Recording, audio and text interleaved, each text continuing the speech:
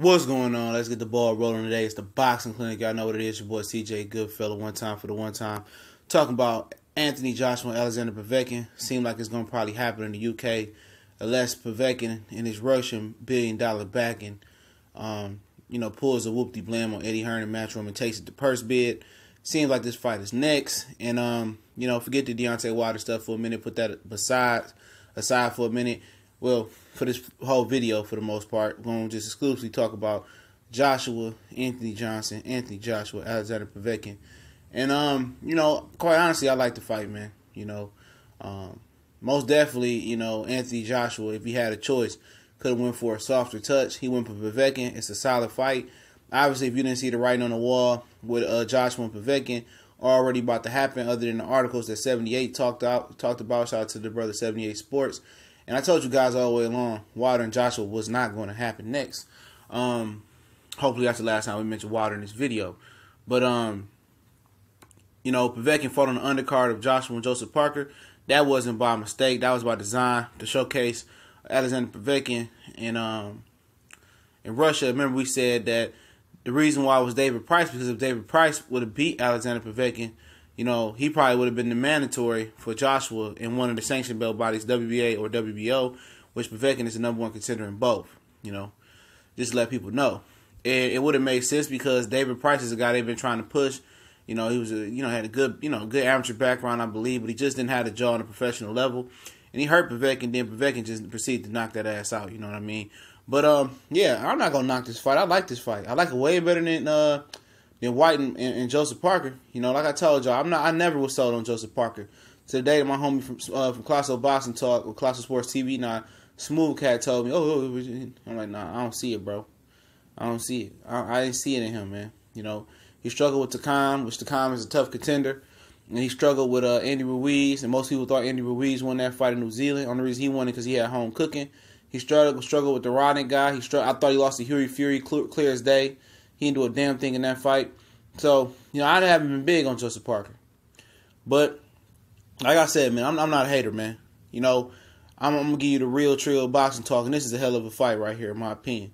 Povetkin, I know he's 36 years old, but he's tough as nails. His history of PD usage has been documented.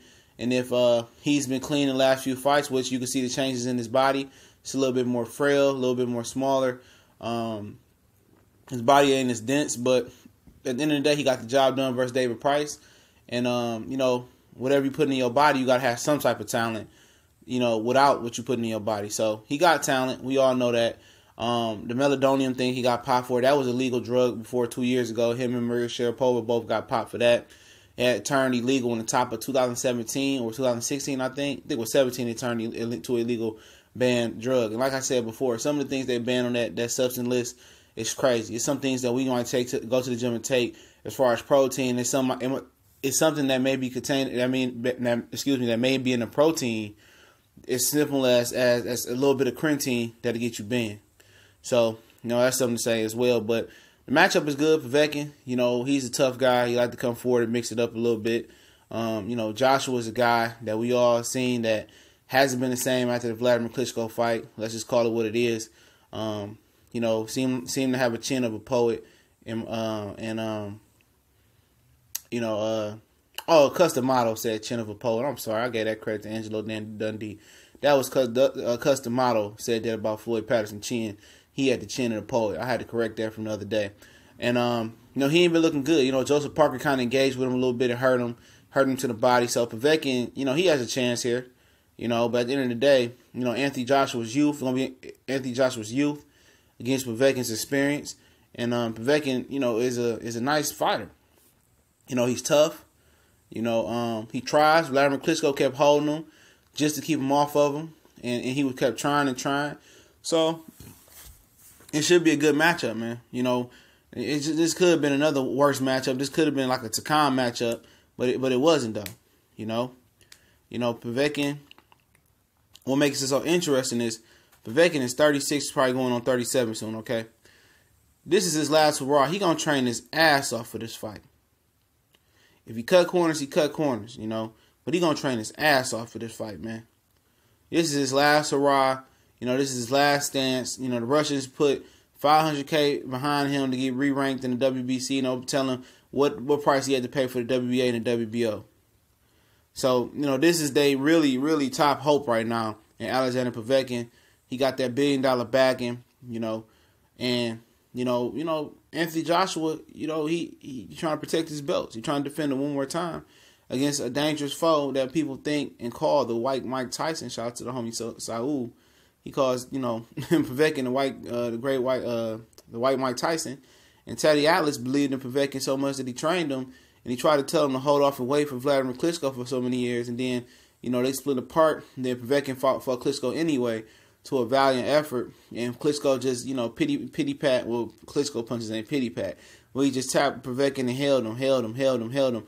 And Povetkin had no answer for, Vladimir Klitschko holding him. Now, Anthony Joshua don't have that ability or that experience yet to know how to hold the opponent.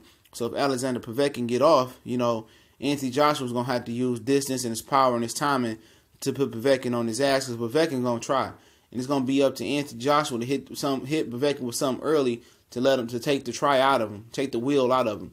And if Anthony Joshua don't take the wheel out of Alexander Povetkin early, Povetkin going to keep jumping on that ass, If he don't let them hands move, if he don't get back to that combination punching they was doing the Vladimir Klitschko fight, it's going to be a problem. And I believe Povetkin is real short, well short of Anthony Joshua. I think he 6'1", 6'2". I could be wrong. So he going to be trying to, come up. And he found a way to land a punch and land big punches on David Price. And Price is a big, soft giant, you know what I'm saying?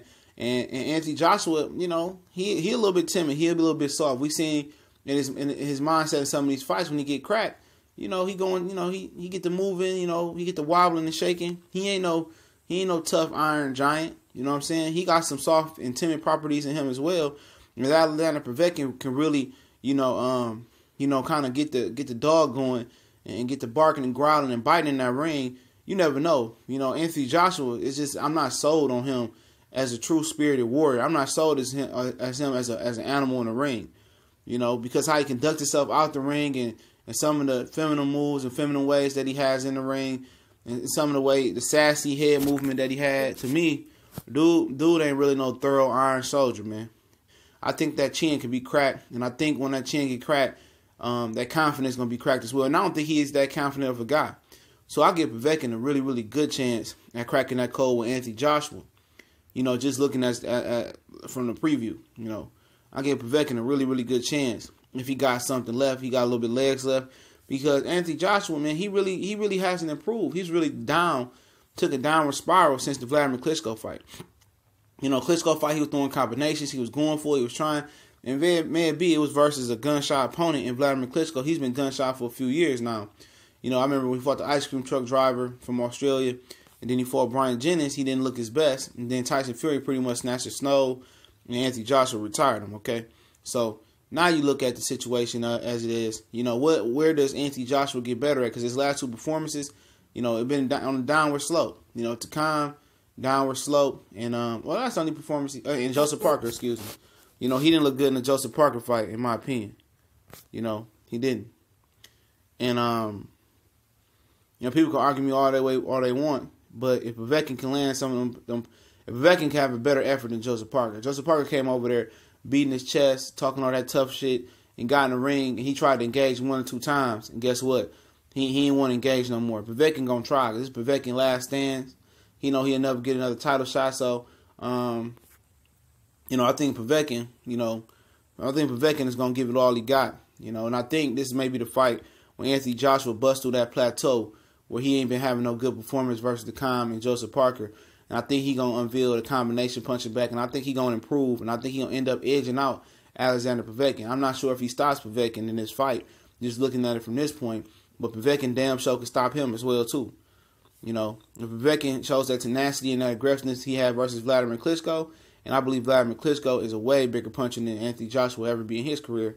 And if he can stand up to that power somewhat, Anthony Joshua might have a tough night, especially if he's gun-shy, he don't move them hands, he don't improve in his offensive attack. But like I said, this is a fight that I'm highly interested in. All that other shit, the reason why this and that fight didn't happen with Joshua, I don't really care. It happened when it happened because I already knew I didn't have any expectations for it to happen. You dig? So, I like this fight. I think this is probably the third best fight that can be made at heavyweight. Outside of the obvious Joshua and who fight, because I said I wasn't going to continue to say that man's name in this video. And outside of Joshua and probably Luis Ortiz and Tyson Fury, something like that. But Tyson Fury, I wouldn't even put him in that class yet. We got to see how Kid come back, man. You know what I'm saying? But I think this is a good heavyweight scrap right here.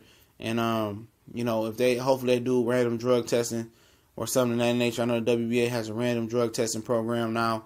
Something like the voluntary drug program that the WBC got. But like I said, man, I'm definitely intrigued by this fight. I think this is a good fight. And like I said, I don't let my feelings for other fights and other shit, why shit fell through, affect how I feel about other fights in boxing. I still like AJ. Believe it or not, I'm an AJ fan. A lot of the AJ bashing comes from, a lot of people that talk about it just want to see Deontay Wilder fight.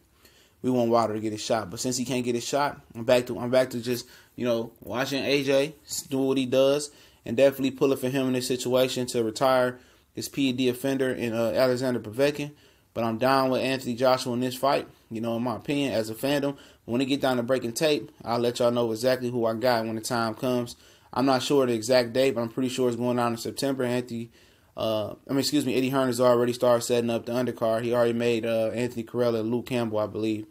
So y'all know what it is. It's your boy CJ Goodfella, TBC, and more. Don't forget to share the videos, man. Share. Subscribe. Check the links in the description if you want to donate to help us go to some of these fights. And with the website program, T-shirts, and also Facebook, Instagram, Twitter, links in the description. Y'all know what it is. We gone.